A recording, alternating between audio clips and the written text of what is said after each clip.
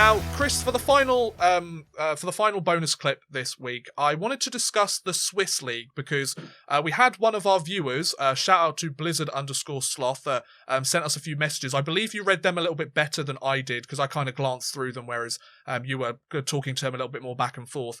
Do you want to just explain like what you guys were talking about and kind of the situation that Swiss League is in? I'm just going to bring up their image right now. It's kind of a little bit too big, the Swiss League is doing quite a few kind of major changes to kind of the Swiss ice hockey pyramid. So there is no relegation for this season or next season in Switzerland because, there are major structural changes. Now, from what I get, and I haven't read every single article, but the idea is that they're wanting to, and I may get this completely wrong, but what they're trying to do is you can have foreign players, like junior players from the surrounding countries, who are junior in Switzerland, and then they don't count towards the import limit. Okay. Is what the concern is, I think. And they don't count towards the import limit. Now, the concern is that they are scrapping that and then raising the import limit to, I think it was 10. Okay. The concern from a number of places that I saw is that because that will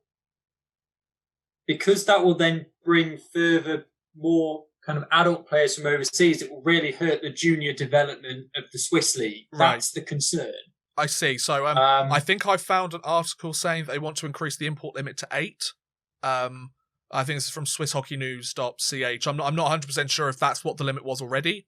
But it says voucher about import players. We're currently looking into a gradual increase to 8. I don't know what the import limit is at the moment. Do you, Chris? No. Okay.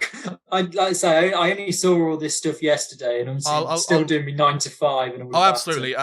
So this means that this means 8 foreigners per club will be possible from the 2025-26 season. Okay. And the number of players allowed will also depend on the number of teams in the league. If the league was to comprise of 14 teams, then 10 import players will be permitted. But as again, there are concerns that it is going to hurt the development of the junior players. The development of the juniors, he sent me quite a few articles. I was trying to find the right one. For sure. So did he mention anything about like the overall restructuring? Because I've heard some people saying it's not the National League A anymore; it's just the National League. Like, how is the Swiss League being set up? Go for it. It looks as though it's going to close the league. So the idea being is not having a relegation, but having a promotion, but then closing the league off, and then depending on which teams win the National League, the second division in the next 2 seasons, they could kind of buy themselves into the league. So it's one of these, you can be in our league if you've got enough money things. So this is the thing. So they're talking about closing the league off. So you then don't have relegation and promotion as they do at the moment. Right. Having a financial fair play soft cap. Okay, good. Abandoning the Swiss license status, which, as I said, would hurt the local players without a Swiss passport, because then the Swiss license players who are foreign players but have trained in Switzerland to have the Swiss license, I think they have to be juniors for 5 years, if I remember rightly, get like the Swiss license passport, and then they don't count towards the imports. Right. So that could hurt. I found one of his articles, which I can't find, but so that would really hurt them. So there's kind of a big concern at the moment, really. Yeah. The clubs kind of support it for different reasons. So the small clubs obviously want to avoid relegation. Yep. Some of the bigger clubs want more imports. So it's all kind of a bit up in the air at the moment, and it's going to obviously take a few years to come out. Yes.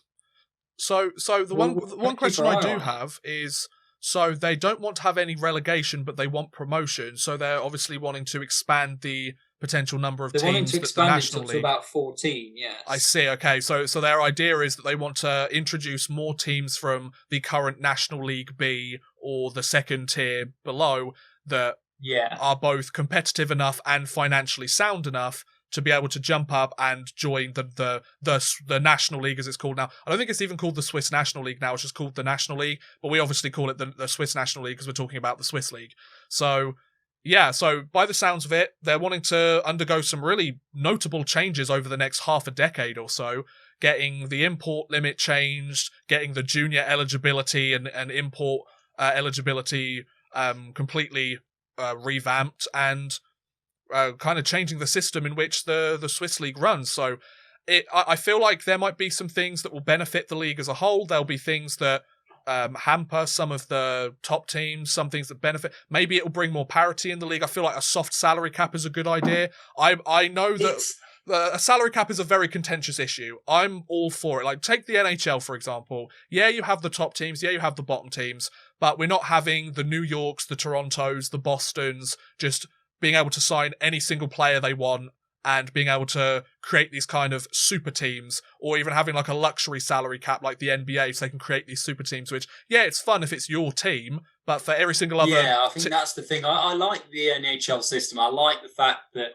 you know, everybody has to put teams together of a similar wage, and then like the same with the draft, like the teams that did worse last year get the better new players and that sort of thing. Exactly. And it's a balance though, because I like that system, but then like from the Swiss governing body, obviously they want to try and grow the sport. Yeah. So let's grow the league. Right? How do we get more fans in? Well, we can increase the quality. How do we increase the quality? Well, we get people from Russia and North America. How are we going to do that? Let's increase the import limit. But hang on, that's going to hurt our own like junior development, and we have that in numerous leagues. And you know, even here in the Elite League, you look at the men's team who are in the top tier of the IIHF World Championships, but then you look at the under-20s and they're in Division 2. You look at the under-18s and they're in Division 2 as well. Yeah, it's not. You've got to balance, because the Elite League has, you know, such a high import limit. You've got to balance the two out, and it can be really difficult. And then you end up with the second tier, which is again the same that we have here. The second tier kind of being the junior farm tier, to be honest. And then, you know, occasionally one gets an opportunity in the top league, but because there is so much demand for top qualities and trophies right now, the youngsters don't get that much of a look in. I guess an argument could be made that they're wanting to turn the second tier league or the National League B for argument's sake, whether it's called that or not anymore, I still don't know. But potentially they're going, okay, we actually want this league to become a legitimate farm league as opposed to like its own separate entity. So we're going to have those affiliations. If you don't have the promotion and relegation, there is nothing for the team that wins the second division to go for. Yeah, they were talking about buying their way into the first. But if you can't afford it, then you know there's kind of nothing to play for. So you may as well just develop youngsters. Exactly. So it essentially becomes like the AHL. You know, it's like a minor league where the youngsters and kind of the players that are kind of on the latter half of or the tail end of their careers, they get to keep earning some money playing the sport they love. They get to keep trying to win championships in the second tier league, but also if they play well enough, they might earn a spot up, whether it's each team has an affiliation or, you know, like certain teams can sign certain players, kind of like how we have it over here, and then send them wherever they want to in the league kind of thing.